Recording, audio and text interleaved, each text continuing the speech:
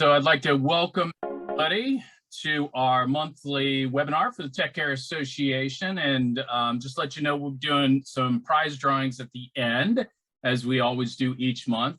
We've got a $50 Visa gift card and some t-shirts to give away to a few winners.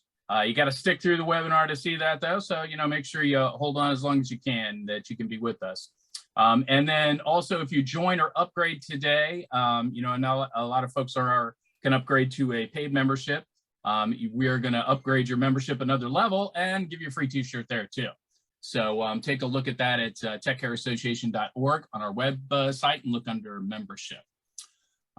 Today's webinar is sponsored by one of our association partners, actually. And this, guys, this is a really cool website to check out if you haven't yet. If you're looking for recycling, electronic recycling, and a lot of shops really need to make sure you have a good recycling partner to move your recyclable materials to. But it's jointerra.org is the Electronics Reuse and Recycling Alliance, and they have a huge network all across North America of certified recyclers that can help you out with some of your recycling needs.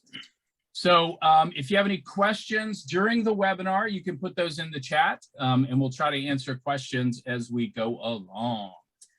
And the first up on our board here, we're going to do a little recap of the Gadget Repair Expo. Brad, how are you today? I am doing well, Rob. So, folks, if you guys don't know Brad Broome, he's just an awesome guy. I really got to know Brad at the Gadget Repair Expo. He's one of the three amigos, I guess we might call them, that helped head up the Gadget Repair Expo, the main guys. I know there was a lot of people involved. But Brad, why don't you just introduce yourself, first of all, and tell us a little bit about yourself. Yeah, hey, thanks, Rob, for that. Yeah, I'm Brad, and I've been in the repair industry for a while now. I got into it back in 2009.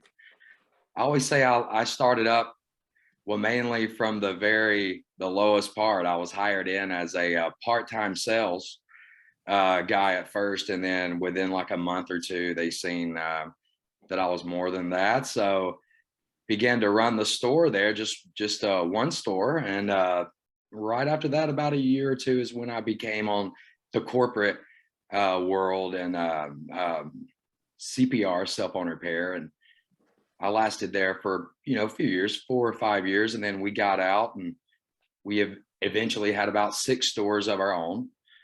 And basically from there, now I'm doing events, and from hot air balloons, laser light shows, to gadget repair expos and Repairs First Association. So yeah. Well, you guys, put the Gadget Repair Expo. First of all, this was the first one.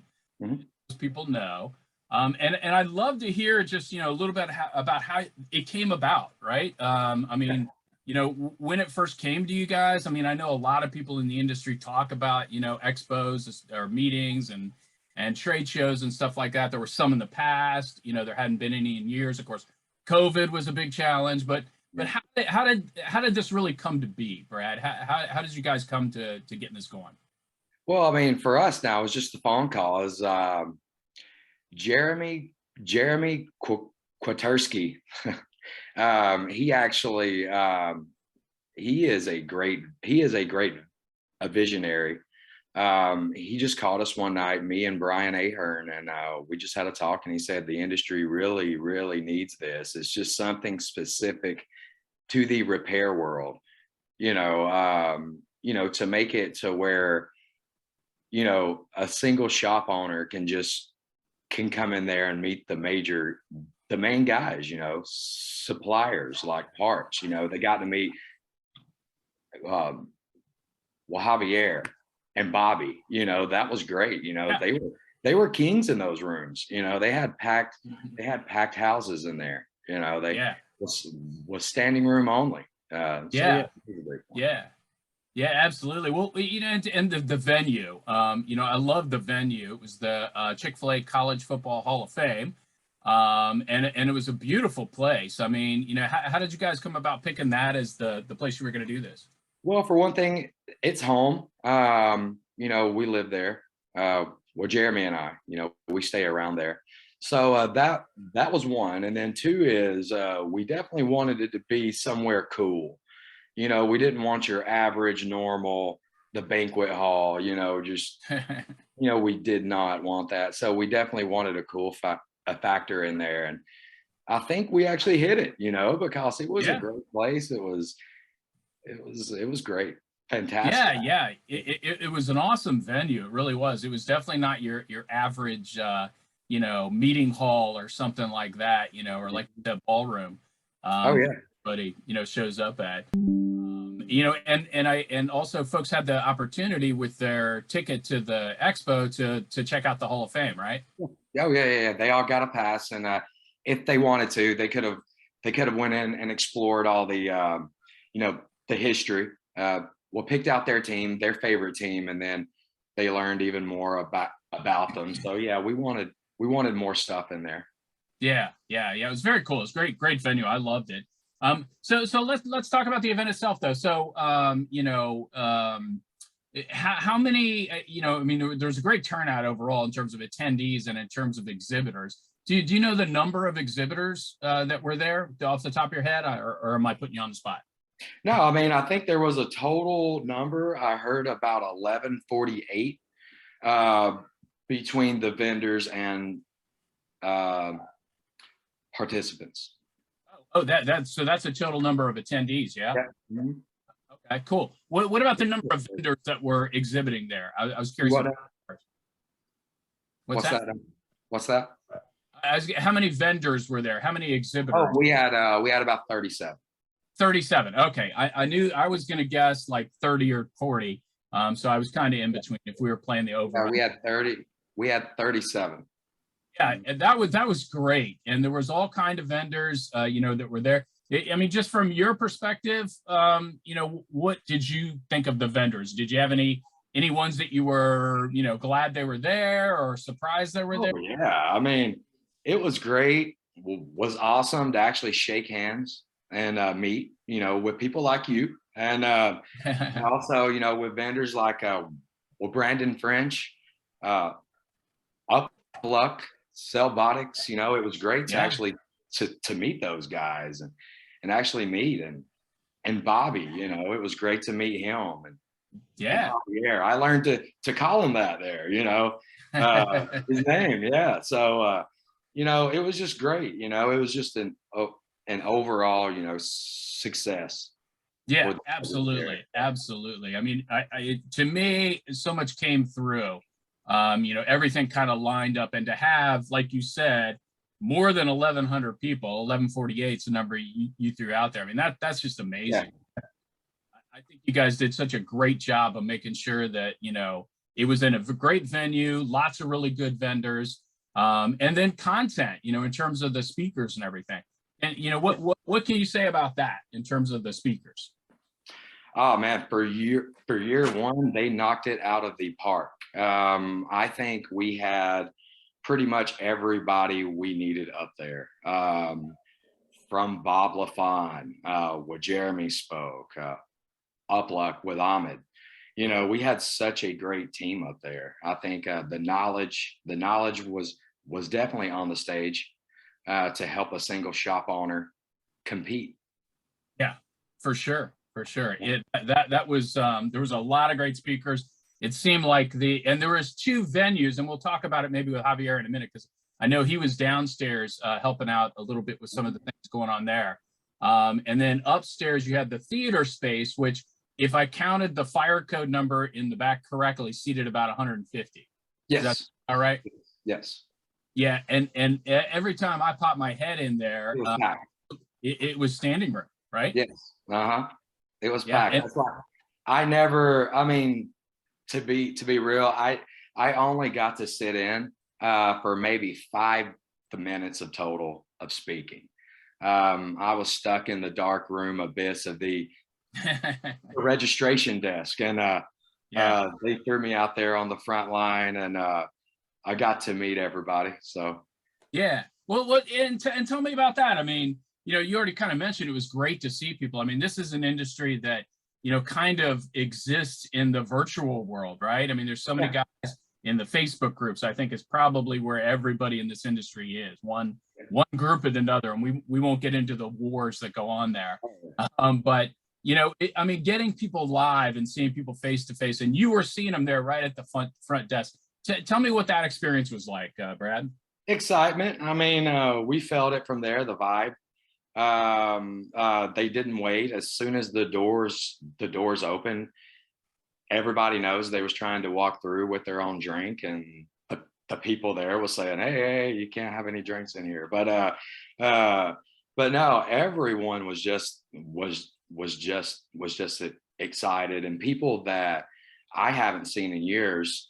You know, we were just as excited to see each other. I got to meet a lot of old friends that I haven't seen in a while.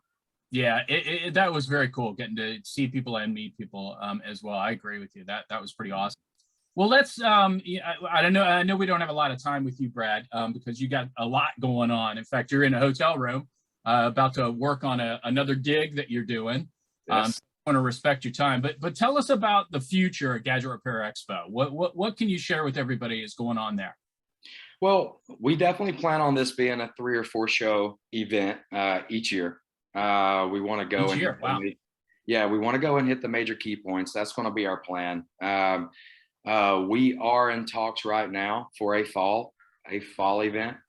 So go ahead. We just haven't got a date, and I cannot release a place yet. So okay. So just go ahead and mark your calendars for the month of October. Okay. That's looking like it's going to be around that time. But that's as much information as I can give on it before the complete team gets together. I got you. I know y'all got to work out a deal and sign contracts and all that kind of jazz before you announce something. Well, cool. That's awesome. I mean, so everybody has something to look forward to come fall. Somewhere, stay tuned. And I assume there'll be an update on the Gadget Repair Expo website. Yes. Okay. So that's the place to go. We always, and we're staying in touch with you guys to get you on our events calendar. So we've got an events calendar on our website that everybody can go to see those events. And, we'll definitely have that info as soon as we have it as well. Because like I said, I thought it was an awesome show. I thought you guys did a great job. Kudos to you and the team that put everything together. And I'm looking forward to the next one, Brad. Thank you for that, Rob. Thank you a lot. Thank you. Absolutely, my friend. And like I said, so everybody, Brad's got to run because he is working today. Yeah. So he's got to get out, and I won't go into it, but it has something to do with hot air balloons, which is what you guys do. So enjoy that. I hope the show goes great for you guys, Brad, and you don't have any rain. Thank you, guys. All right, thanks, Brad. You take care, man. He's good. So Javier, tell us a little bit about the show for you. Oh, I enjoyed it. There was a lot of vendors, met a lot of great people. I think one big key thing was the speaking and the panelists that we had there.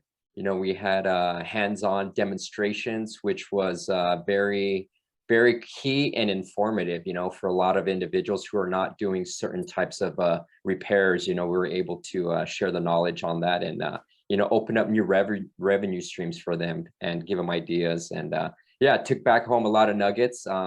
Subotics did great training, Up Luck, and everybody there was great. It was great meeting everybody.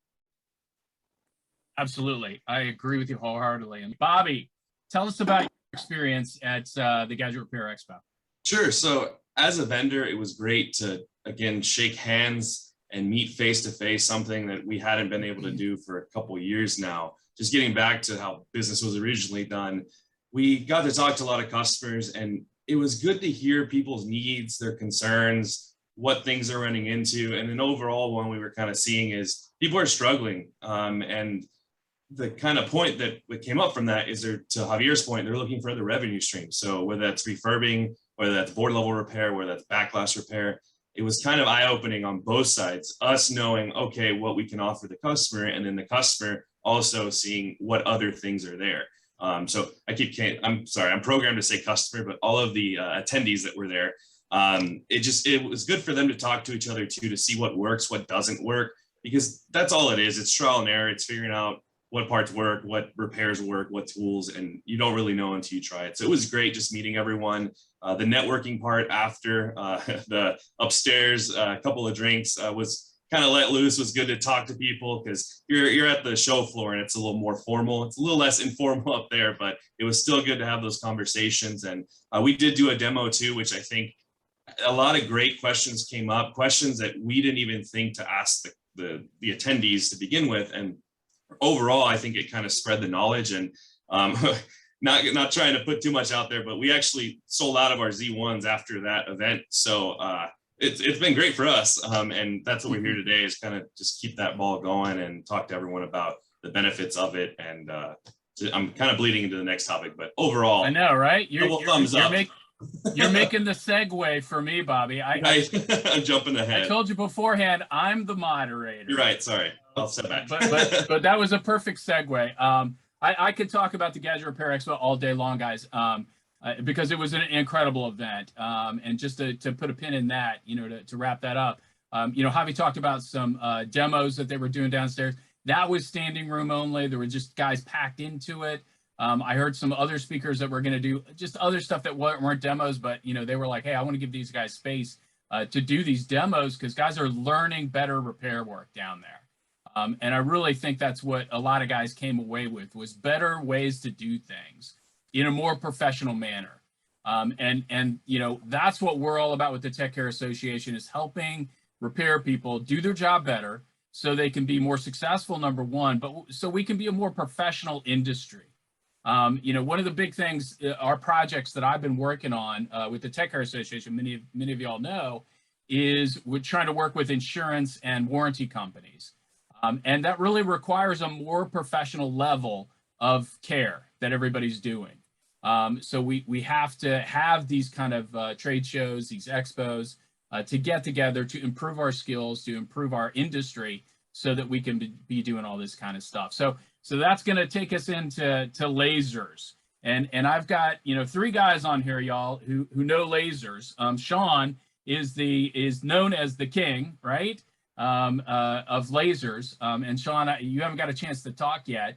So I'm going to kind of lead things off with you, Sean, and just tell me, Sean, because I assume you've been in repair a long time, but, when did you first get into working with lasers, and what led you into that? Okay. My name is Sean. As you know, I'm the laser king. So I've been in laser business for almost 11 years. I've been in a one-man business. I like to do things on my own and learning things on my own. So about maybe 4 or 5 years ago, when very first time when the laser machine was introduced for more towards the cell phone repair. Laser machine has been around for decades, for more specialized for engraving purposes. But the M triangle is the one that kind of revolutionized everything, make it simple for backglass repair. I spent a lot of money getting my first machine, testing it out, and one after another having issue after another issue, because all these things that they don't tell you anything. So I spent months trying to figure it out, trying to perfect it, and it just was getting very difficult. So after a year or two, about a year after, I started I'm getting better and better at it, but other people are starting to get into laser business too.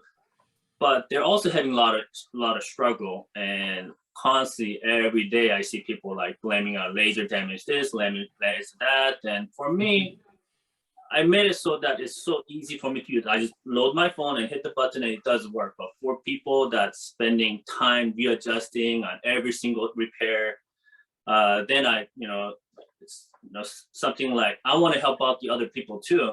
So I started importing the laser machine and start selling the machine with the support, things that I learned over the years. And that's how my business came in. But I'm still a one-man business. I do all the importing, custom logistic, warehouse here, and I do the personalized live one-on-one training and also supports. And I also run my own private group with all the things that I've learned over the years, and it's posted in the group, and many tips and tricks and techniques to optimize the laser. So technically, I'm a lazy person. So I like the repair to be as easiest, fastest, and safe as possible. So I build my own technique to do that. And you're spending a lot of money on the laser machine. So you want the laser to do most of the work. You want to minimize your labor, because labor is time. Time is money. So if you're spending plus X amount of time on each repair, you're losing that profit. So I teach my customer to make sure that they maximize the capability of the laser machine and let the laser machine do most of the work. And that's where I focus on it, because I'm a repair tech. I do repairs every single day. I do back glass repair every day. So I go through it and from that experience, and I provide that as a support. And also, machines are all made in China. They have some failures and defects and all these issues. So as a repair technician, I fix machines all the time too, and figuring out what the issue is. And I learned so much that I fix all the way down to the bare laser components, which only factory level would actually do the repair. So we got all these parts that I get it from factory directly, because I order so much that they give me a lot of parts for me to repair. So, and once I'm able to fix all the system in the machine, I can help customer. If there's an issue, I can fix and warranty or repair their machine as quickly as possible. So we minimize their downtime. Every day their downtime adds up, we'll start losing money. No, that makes sense. And that's great background. I appreciate that, Sean. Javier, let me jump over to you real quick, and just ask you. I mean, you're kind of representing us here more as the shop owner. Correct. I don't think you sell laser machines. Is that correct? Right. Yeah, you're correct on that. Okay. Tell us about how you got as a shop owner. There's a lot of the folks that are going to be watching us. So how you got into using the laser machines, and what the experience was like for you in the beginning, like how you figured out what you needed and how you went about getting it. Sure. Yeah, I mean, it all started with the iPhone 8s. Once they started doing the back glass, the housings on them with the back glass, we did attempt trying to get it off with just a hot air gun and a razor blade, and we just saw that it was troublesome and labor, it just took a lot of time. So, that was then I said, hey, I'll just pull the trigger, got a laser, and we did go with the M triangle, the Bitel laser. And to this day, that laser's been holding up strong. We've tried that laser out. We've tested a blue laser as well. And to be honest, I just felt that the fiber optic was just a lot more precise, and it just worked better for us. We did have one mistake with an iPhone 8 Plus, but it wasn't due to us. It was due to the template that they had loaded on us. It had the cutouts incorrectly, like on the volume rockers, so it kind of zapped the volume area. So later on, they revised it, covered up the area that needed to be zapped. But overall, I mean, it saves us time. We're efficient with it, and the quality of it's just pristine. Customers love the quality. Once we get it done, they can't even tell. Nice. How many back glasses do you do a month? Oh, a lot. I'd say about 20, 30 back glass a month. Okay. And what kind of what do you charge for a repair like that? It depends. The entry level iPhone 8s, 10s start at about $99, and then they go up to about $150, $160 depending on the 12, 13 Pro Max, whatever series it is. And has that been something that marketing, to your customers? I mean, does it bring in any business, or is it more of somebody comes in for a display screen and then you say, oh, hey, I can do the back glass too?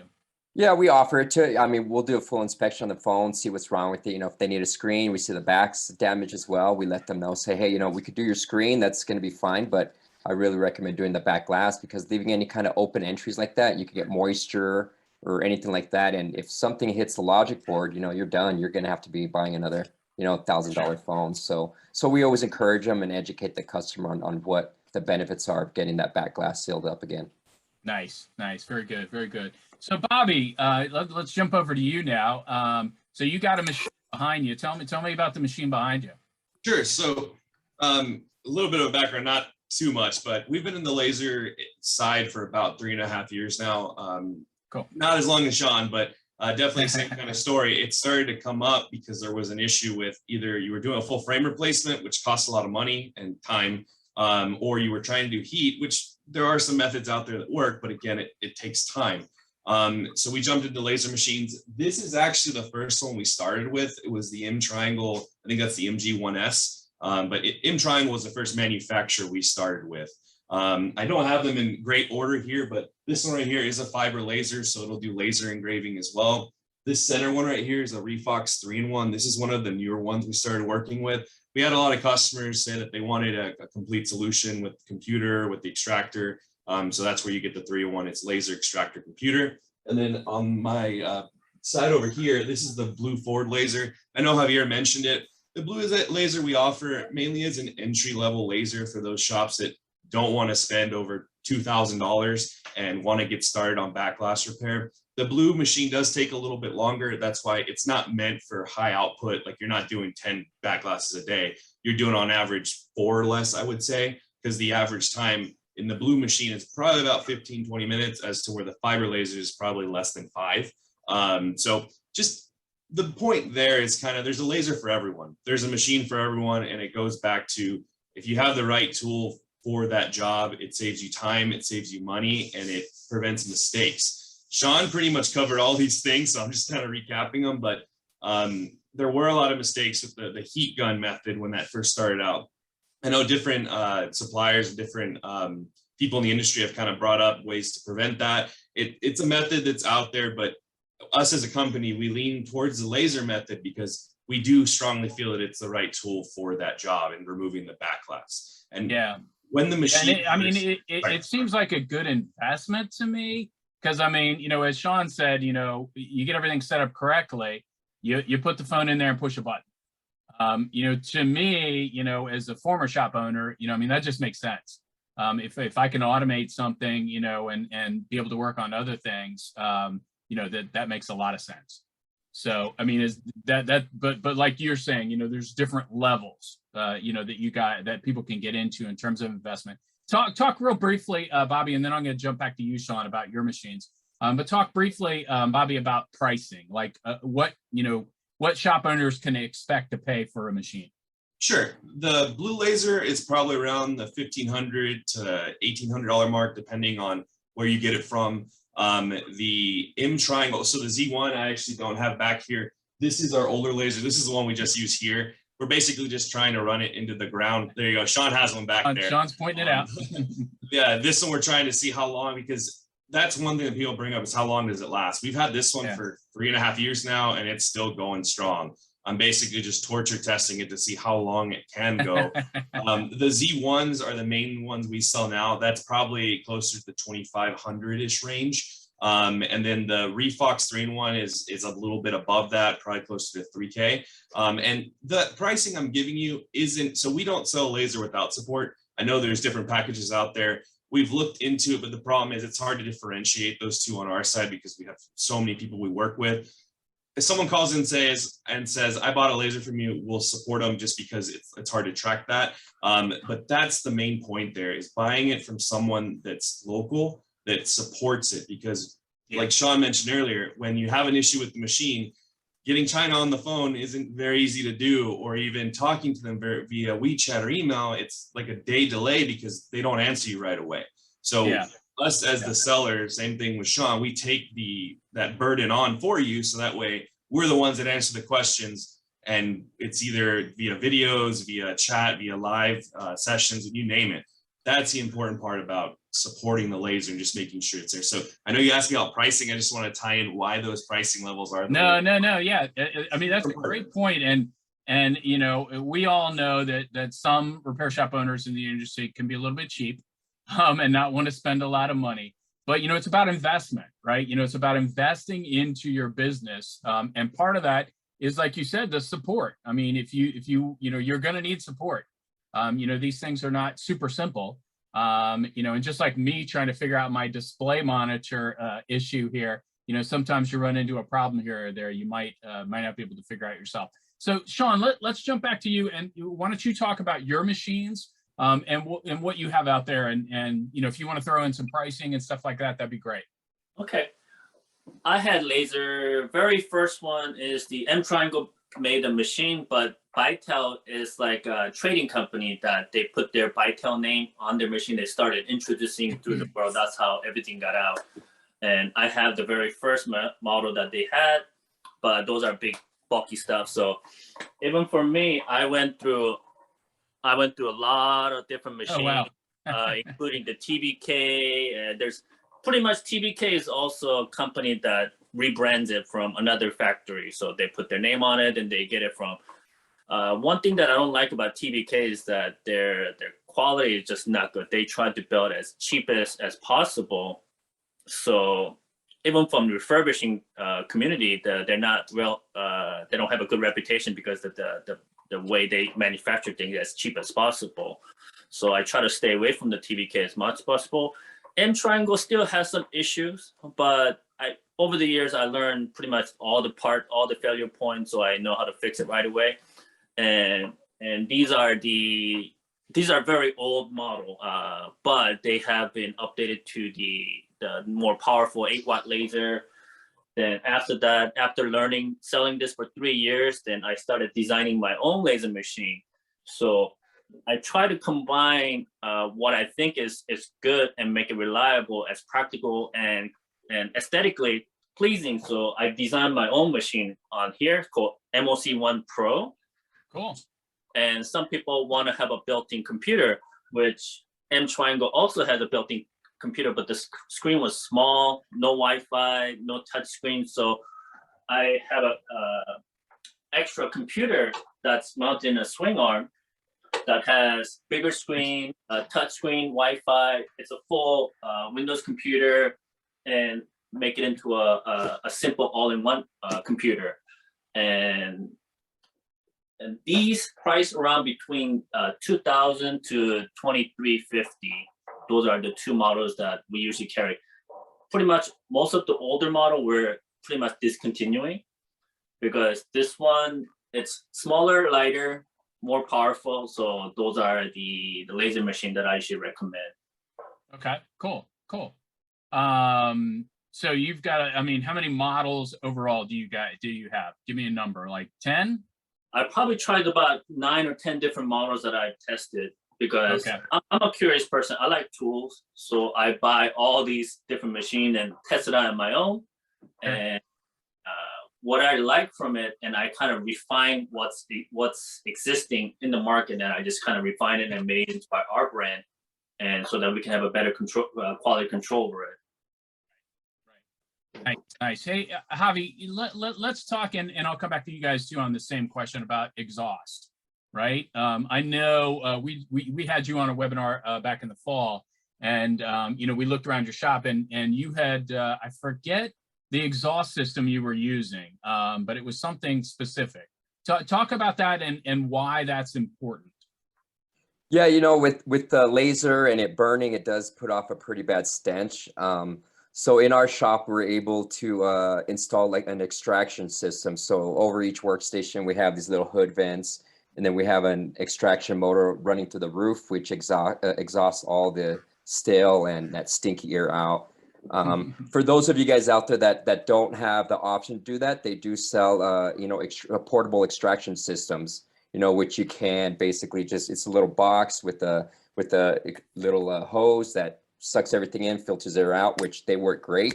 And then like Bobby mentioned, I mean, they make lasers now that do have the extraction systems built in, so you can get all that air out. Because the last thing you want is to be breathing in those toxic fumes, and it just stinks up your whole shop for yourself and of course any kind of customers that walk in.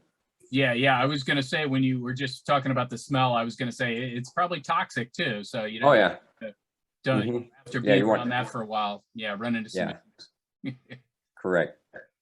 You're impressed. And by the way, for you guys who don't know it, Javi has a great YouTube channel. What's the name of your YouTube channel? It's Mr. Phone Doctor. Yeah, you can check us out on YouTube. Okay. We do TikTok videos. We mainly specialize in refurbishing, so that's our biggest niche, refurbishing glass screens on Samsungs and Apple iPhone OLEDs. Okay, cool. Yeah. So check out his YouTube channel. And you can see some of the stuff he's using in his shop. I know the one video we featured when we had you on the webinar before was a tour of your shop, which I thought was awesome. you know, showing off shops and helping everybody understand how those operates is great. Bobby, talk about, you know, extruders, exhaust, you know, in terms of what you guys offer in terms of the solution there. And Sure. So the version that Javier was mentioning is we refer to it as a desktop fume extractor. So it's a smaller version one. We sell one that's by the brand Tool, the 2UUL. Everyone's pretty much familiar with them. They have screwdrivers and all kinds of other tools. It's pretty compact and it's double filtration. So I believe it has a carbon filter and then forget the name of the other one. I should have read that on the box, but it has a 2 filter system. So it really helps purify that air. And it actually comes with a replacement filter. So you can swap it out and then you can buy additional ones later on. That's really all you need when you're working with a fiber laser. The blue laser itself does put out a little bit more because of how the blue light burns the paint and the glue on the back glass. So that one comes with the fume extractor. What we typically recommend, again, it's more of an extractor, so it takes the air out versus cleans it. So we recommend extracting that to like a window or something. But if you are in a space where you don't have an exterior access, that's it right there. Yeah, if you don't have an access to a window or a door, you can do a bucket method. But again, it goes back to this one is more on the budget side. You're spending less than $2,000 to get started with it. So when you're doing a couple a day, it's not a big deal. Now, if you're doing 5+ a day, that's where the smell can kind of get pretty crazy.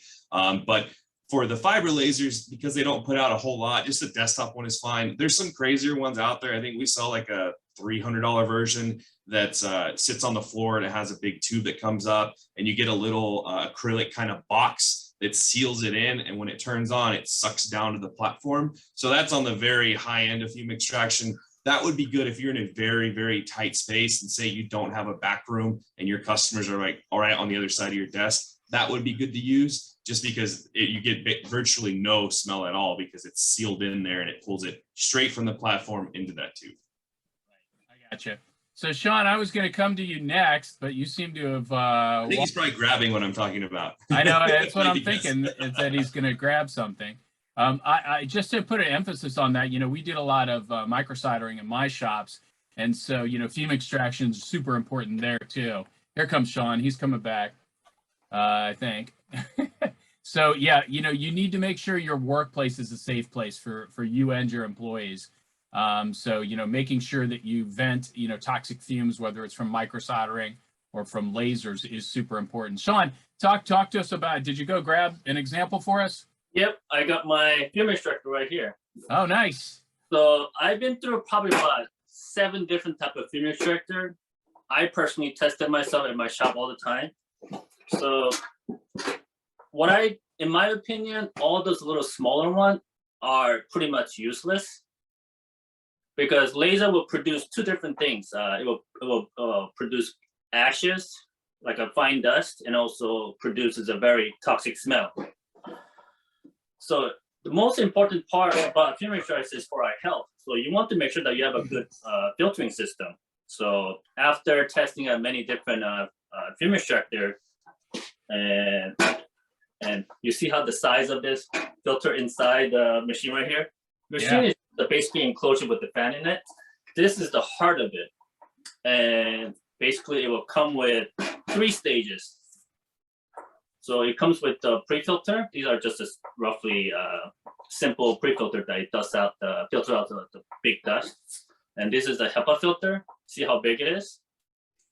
And the most important part about laser is that it smells bad. So this is size of, here's a comparison to my head. This is a huge, and a lot of the fume extractor that I've seen, that those are more smaller, cheaper one. They come with a tiny little carbon filter. This is what's called a carbon filter. There's a carbon particle inside that absorbs the smell. So more you have, the more smell it's gonna absorb. So I tested, even though it looks like this size, I have another company that makes this. It's much lighter. This is very heavy compared to any other company that makes it. And the more dense it is, the more it could filter out the smell.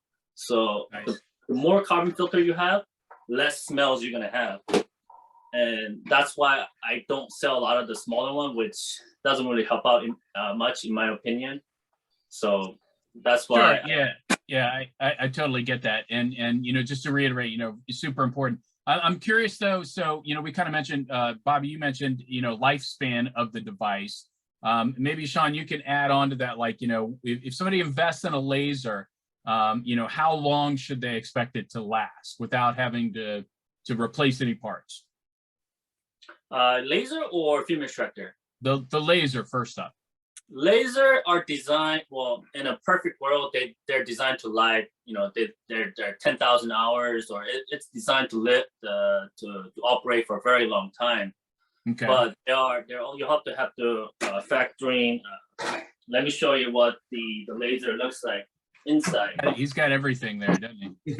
So these are the part of what they kind of call it a laser power source. This is where the laser is produced and it goes to the fiber optic wire. That's what they call fiber. So it uses the fiber optic wire so these are components for the laser. Laser stuff Sean, could I take that and install it on my car to help me get through traffic or no? No, it's not strong enough. All right. I was just dreaming on that one. No, I love that. So I mean, in terms of time period, we're talking at least a few years, right? It's designed to last for years, and okay. How it's manufactured because laser will produce a lot of heat, and you need to be able to dissipate that. And majority of the components, a heat sink and a fan, and the heat management is very important for longevity of the laser. And a lot of the smaller machine doesn't have a good heat management, so they cause a lot of the premature failure. M Triangle had a lot of issues too. A lot of them had the premature failure. So with our machine, we added a lot more fan. We use aluminum bodies so it dissipates the heat as much as possible and run as efficient and powerful as possible. So I factor in a lot of the engineering went into it to make sure that it will be the most reliable machine.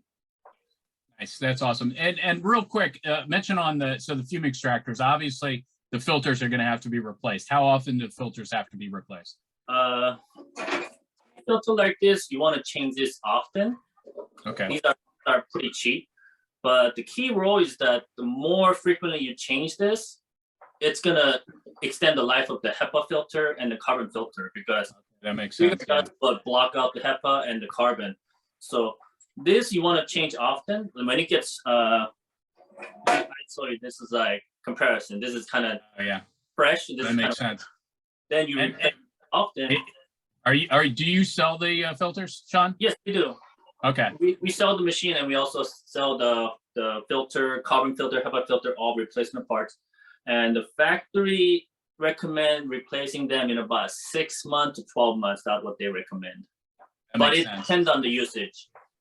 That makes sense. Bobby, do you guys sell the filters too, or no? We do. We sell them for the extractors that we sell. Same to Sean, probably 6 months to a year. It all depends on how often you're using it, because if you're doing back glasses every day, then obviously you're gonna have to replace it sooner than if you were doing it like every other day or once a week. That makes sense. And real quick, Bobby, is there anything else that folks need to account for in terms of, I mean, they buy the laser, they buy the extractor, they're going to have to replace the filters. Is there anything else in that system that they're going to have to buy to complete the system? Sure. So as far as the laser system, not so much. To complete the repair process, yes, a good press is a good item that'll help kind of get the glass to stick down. Good glue. A lot of people do use cold press. The method we've used for about 3.5 years now is actually an elastic glue. So it's E8000, also known as B7000. There's different types of glues. There's benefits to each of them. We just like the E8000 because of how it kind of dries. It's more rubberized versus a solid glue.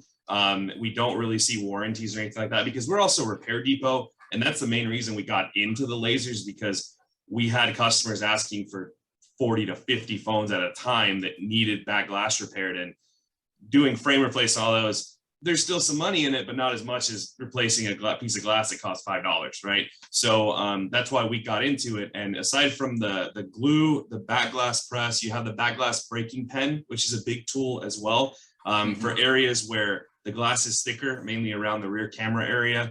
It helps to shatter the glass. It's basically a spring-loaded center punch. But just like with anything, if you don't use it the right way, you can cause damage. So an example that I recall with the customer is they use the center punch in the center of the phone where your battery and your wireless charging coil is. You don't use the pen where the laser didn't burn. So just a quick tip there. Let me see what else.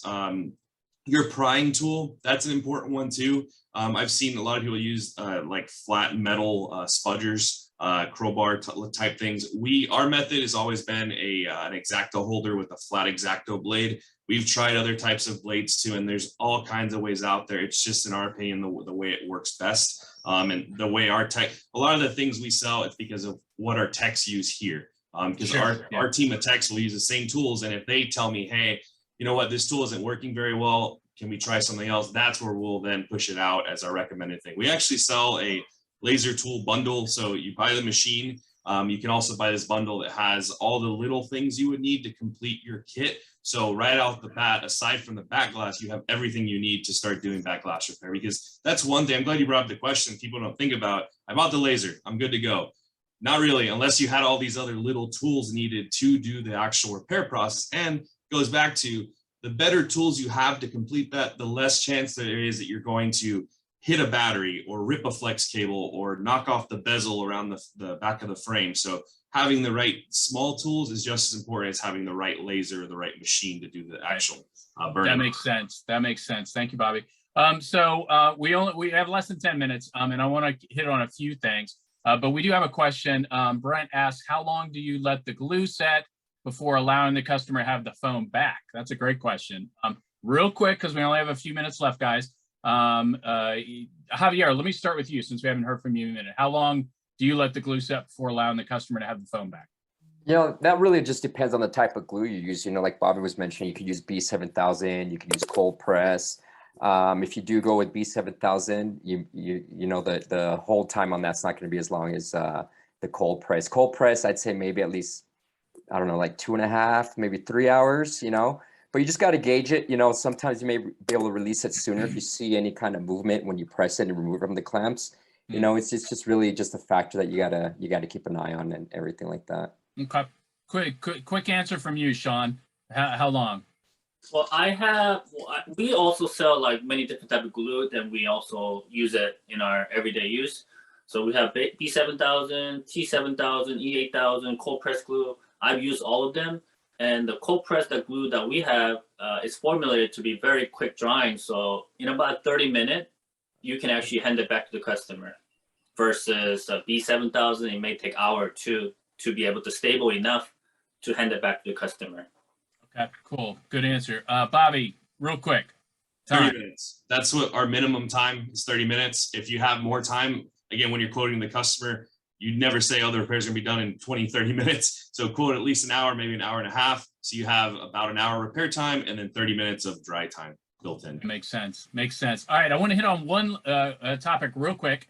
Like I said, we're running low on time, and I want to talk just for a few minutes about the Apple program that launched this week before we close. But Javier, what about engraving? Do you guys do any engraving?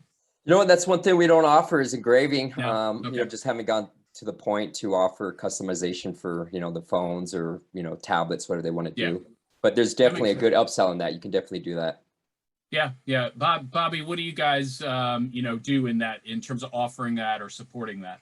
Sure. So it's not something we offer on the website, but we do have a small lobby here. So if customers come in off the street or repair shops that come by, mainly around the holidays, it's when we'll pitch it more. AirPods, charging blocks, portable battery banks, cases, really anything that's layered material. So plastic, metal, wood. I've personally done some flasks. Like I've had a lot of cheap Christmas presents I've been able to make for just using the laser here. So it's just the sky's the limit. Text is on the easier side. When you're working with images, you have to get the right file type, no background, things like that. But little tweaks here and there, which aren't hard to do. So there's definitely a source there. Pricing wise, it'd be hard to tell you. We usually kind of pitch that in if they're on the fence about getting something. It's like, hey, we'll throw in free engraving because it doesn't really cost you anything additional, and it takes a lot less time than doing the actual back glass repair. Cool. Sean, what do you have to say about engraving?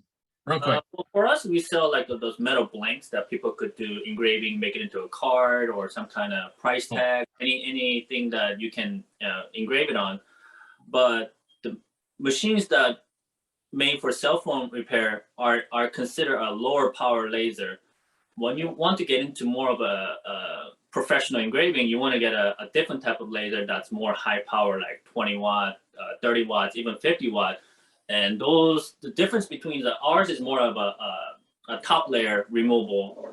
More powerful laser would actually does the deep engraving. So if you have some kind of metal material that you want to go in depth, let's say if you want to do hand engraving, the handgun engraving, then it has to be powerful to actually dig through to give you the nice finish. So those are the two main things when it comes to engraving. So our backlash repair machines are more for surface layer removal. Okay, that makes sense. That makes sense. All right, I'm going to try to switch back to slides here. Just saying, so this is a 20 watt laser here. We usually recommend around the 8 to 10 watt to use for phones because 20 watt is very powerful. Now, it makes the back glass a lot easier to come off because it's basically vaporizing the whole thing, but it's not needed for phone repair. This one, we usually run at about 50% power. So you don't use the full 20 watts, you're using like 10 watts of the full power. So it is more on the more powerful end. If what you struggle with is you have a laser that's not as effective in getting the back glass off, you get a higher watt laser, but you do have to be careful because it can cause some damage if you don't set it up right. Right, makes sense. Thank you.